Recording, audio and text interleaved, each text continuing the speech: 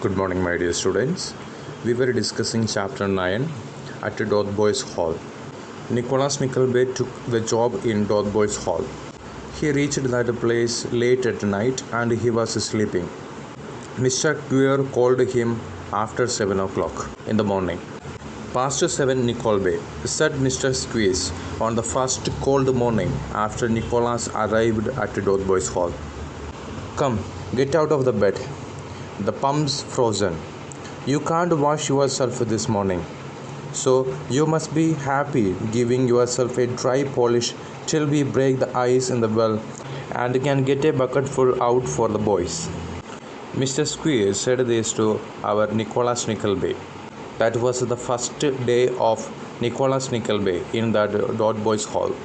Nicholas put on his clothes and was about to leave when Mrs. Squeeze came into the room. She wore her night clothes and an ancient beaver bonnet.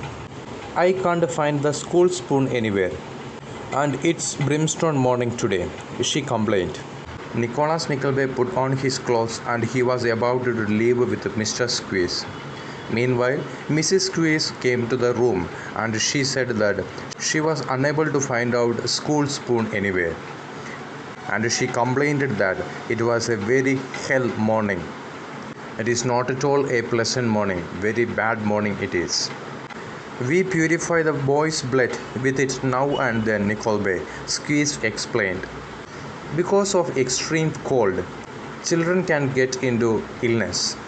In order to save them from that illness, Mr. and Mrs. Squeeze always give them a soup. It is a medicinal soup.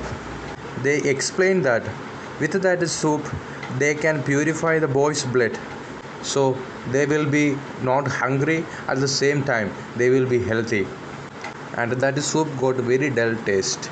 But Mr. and Mrs. Squeeze compel the children to drink that soup. It is less expensive and more productive. Mrs. Squeeze said, "Let me tell you plainly, we don't do it just for the good of it.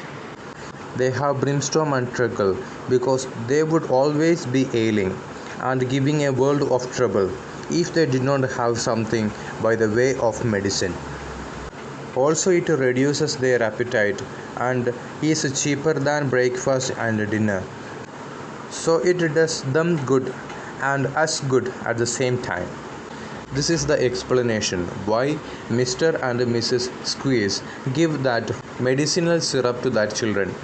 It can purify their blood so that they will be out of any kind of illness, and it will reduce their appetite, and it is less expensive than giving breakfast and dinner to that old children.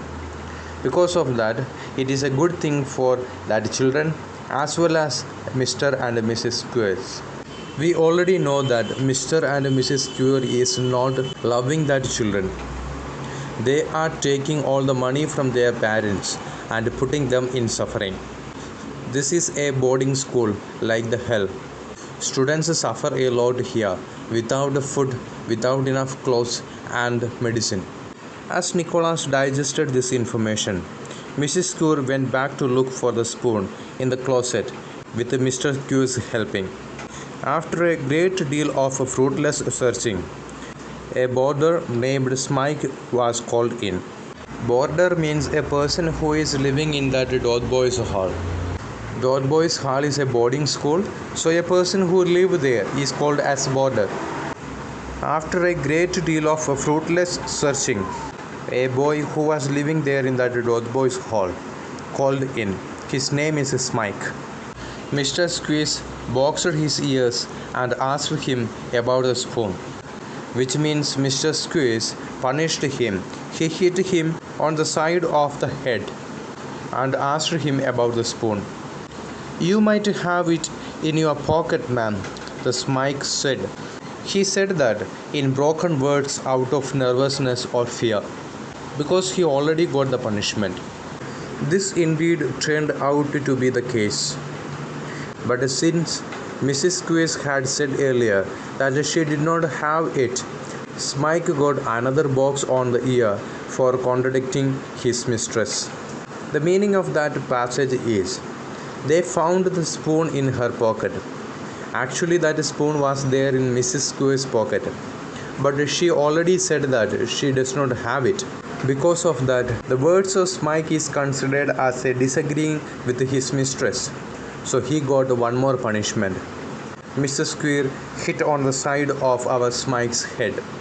You will get a sound thrashing, boy, if you aren't more respectful in future, she said before going her way. She warned Smike to be more respectful and went out to her way. She is more than a mother to them, said Mr. Square admiringly. She does things for the boys, Nickleby, that most mothers wouldn't do for their own sons. I should think not, sir, answered Nicholas, as he followed Mr. Squeeze across a yard to the schoolroom.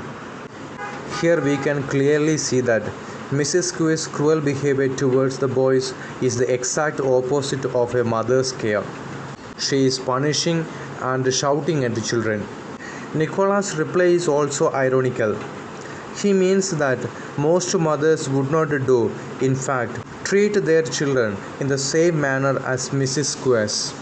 So here we can see Mr. Square and Mrs. Square is not treating the children like a mother or father who treat their children. It is exactly the opposite of that. Here both of them are dealing in a very cruel manner towards that old children in that Dotheboys Hall. The rest of the chapter we will see in the next class. Dear students, please read the chapter and find out the difficult words and its meaning. Write that into your copy. Thank you.